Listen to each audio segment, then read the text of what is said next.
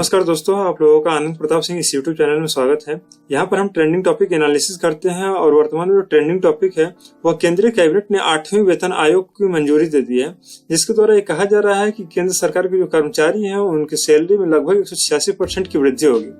तो यह वृद्धि कैसे कैलकुलेट की जाती है और फिटमेंट फैक्टर क्या होते हैं, इसके बारे में समझेंगे इस पूरे वीडियो में। इसलिए इस पूरे वीडियो में जो है पूरा बने रहें। यहाँ पर लिखा है कि 8th पे कमीशन ने जो है इसकी मंजूरी दे दी गई है और इससे लगभग 1.15 करोड़ जो है गवर्नमेंट एम्प्लॉय जो सेंट्रल लेवल के हैं और पेंशनर जो है उनको फायदा होने वाला है इसका। तो सबसे पहले समझते हैं कि पे कमीशन होते क्या है या वेतन आयोग होते क्या है। तो वेतन आयोग जो है it is not a constitutional body and not a statutory body. इसका मतलब यह है कि यह जो एक संवैधानिक निकाय नहीं है और ना ही एक सांविधिक निकाय। इसका मतलब यह है कि इसके बारे में जो संविधान में कहीं पर जिक्र नहीं किया गया है और स्टैट्यूटरी बॉडी का मतलब है कि यह जो है किसी कानून के द्वारा भी नहीं बनाया गया है।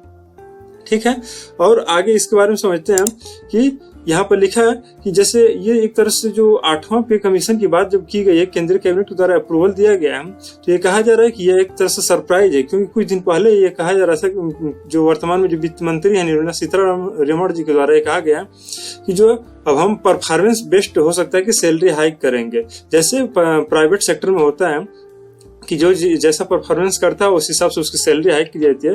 तो ऐसा अनुमान लगाया जा रहा था, लेकिन केंद्र सरकार या कैबिनेट ने इस चीज को सरप्राइजिंगली जो है लेकर आई है। और आज पूरे न्यूज में एक तरह से आप देख सकते हैं कि वो इंग्लिश न्यूज़पेपर हो या हिंदी न्यूज़पेपर हो, सब जगह जो है यही पूरा टॉप स्टोरेज में जो है यही पूरा दिन भर बना रहा है। इसके साथ ही साथ अश्विनी वैष्णव जी आए और कहे कि 8वें पे कमीशन को जो है अप्रूवल दे दिया गया है, अप्रूव कर दिया गया है। और ये जो केंद्र सरकार की ओर से यही आए हैं अश्विनी वैष्णव जी, और इन्होंने ही आगे आकर के जो है प्रेस कॉन्फ्रेंस में इस चीज को बोला था। तो इससे होगा क्या, 8वें पे कमीशन से होगा क्या, तो देखते हैं इसके बारे में।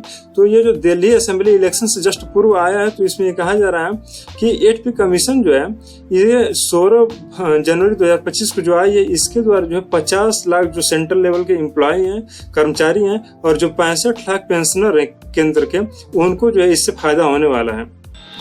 इसके साथ ही साथ अगर देखा जाए तो अश्विनी वैष्णव ने कहा कि ये जो डिसीजन लिया गया वो प्राइम मिनिस्टर नरेंद्र मोदी की अध्यक्षता में लिया गया है और जल्द ही जो है एक पे कमीशन बना दिया जाएगा, जिसमें एक चेयरपर्सन होगा और उसके साथ साथ 2 अन्य मेंबर्स भी होंगे, अर्थात टोटल 3 मेंबर्स इसमें होंगे जिसको अपॉइंट किया जाएगा। लेकिन यूजुअली ये देखा गया कि जो ये चेयरपर्सन होते हैं वो एक रिटायर्ड सुप्रीम कोर्ट के जज होते हैं। जैसे 2000 जो पिछला हमारा पे कमीशन था, जो 7वां पे कमीशन था, उसके जो हेड थे वो थे जस्टिस A.K. माथुर जी थे। ठीक, और वो जो 7वां पे कमीशन था वो 2014 में कार्य करना, ये एक तरह से कहें कि उस समय बनाया भी गया, उस समय से कार्य करना शुरू किया, और जो ये रिपोर्ट अपना प्रस्तुत किया ये जो 2016 में प्रस्तुत किया था। इसके साथ ही साथ जब रिपोर्ट प्रस्तुत किया तो इसको लागू करने में जो है नवंबर 2016 से इसको लागू किया गया।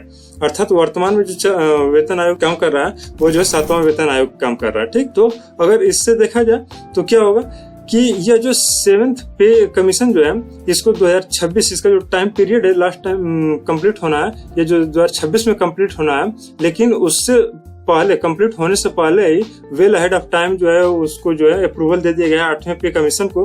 इससे होगा क्या, और वर्तमान में जो पे कमीशन बनने जा रहा है 8वां पे कमीशन, इससे पहले जो 7 पे कमीशन बना है, इसका मतलब ये है कि 1947 अर्थात भारत के आजादी के बाद से ही जो है वर्तमान तक लगभग 7 पे कमीशन बने हैं, और यह जो बनने जा रहा है वो 8वां पे कमीशन है।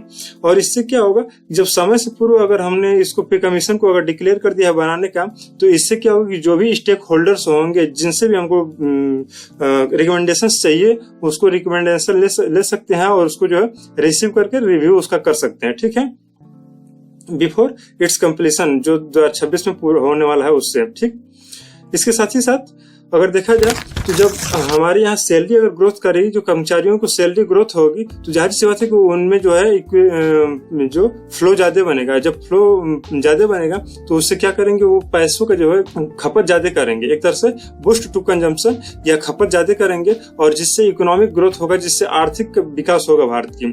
और इसी के साथ साथ जो है एम्प्लॉय जो होंगे या जो भी पेंशनर होंगे उनकी क्वालिटी ऑफ लाइफ में भी अच्छा होगा, या कहें कि लाइफ स्टैंडर्ड जो होगा उसमें भी जो जो है सुधार होगा। जो लास्ट पे कमीशन बना था वो जो है जनवरी 2016 से कार्य करना शुरू किया था, और इसके साथ साथ जब देखा गया तो जो लास्ट पे कमीशन था उसके द्वारा जो सैलरी हाइक हुआ था, अगर 6वें वेतन आयोग में लास्ट टाइम में 7,000 किसी के पास वेतन था तो उसमें जो है फिटमेंट फैक्टर अगर 2.57 रखा गया था। पिछली बार जो 7वें वेतन आयोग में फिटमेंट फैक्टर 2.57 था, इसी चीज को समझना। 2.57 था अगर तो 7,000 में अगर 2.57 को गुणा करेंगे तो लगभग 17,980 आता है, लगभग 18,000 के आसपास आता है। इस प्रकार से अगर देखें तो 18,000 के आसपास आ रहा था। तो वही कह रहा है कि अगर फिटमेंट फैक्टर 2.57 रखा गया, लेकिन इस बार जो ये कहा जा रहा है कि जो फिटमेंट फैक्टर है वो 2.86 होगा।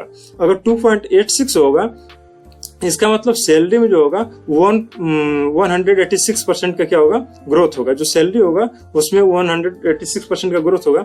इस प्रकार से अगर किसी व्यक्ति का जो सैलरी वर्तमान में अगर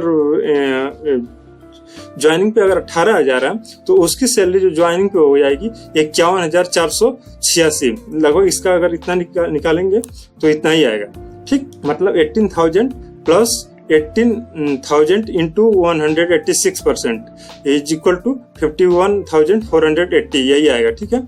तो समझ में आ गया होगा हमको, उम्मीद है कि 18,000 प्लस करेंगे, 18,000 गुणे 186 बटा 100 अगर करेंगे तो निकल करके आएगा जो 51,480 आएगा, और यही हमारा जो सैलरी कैलकुलेट करते हैं, ठीक। तो उम्मीद है कि यह जो न्यूज आप लोगों को समझ में आया होगा, और इससे हो सकता है कि बहुत से ऐसे कर्मचारी हो जिनको इसका फायदा होगा। तो अगर ये न्यूज अच्छा लगा हो तो इसको लाइक कीजिए, शेयर कीजिए, और दोस्तों में अपने शेयर कीजिए और सब्सक्राइब अवश्य कीजिए। धन्यवाद।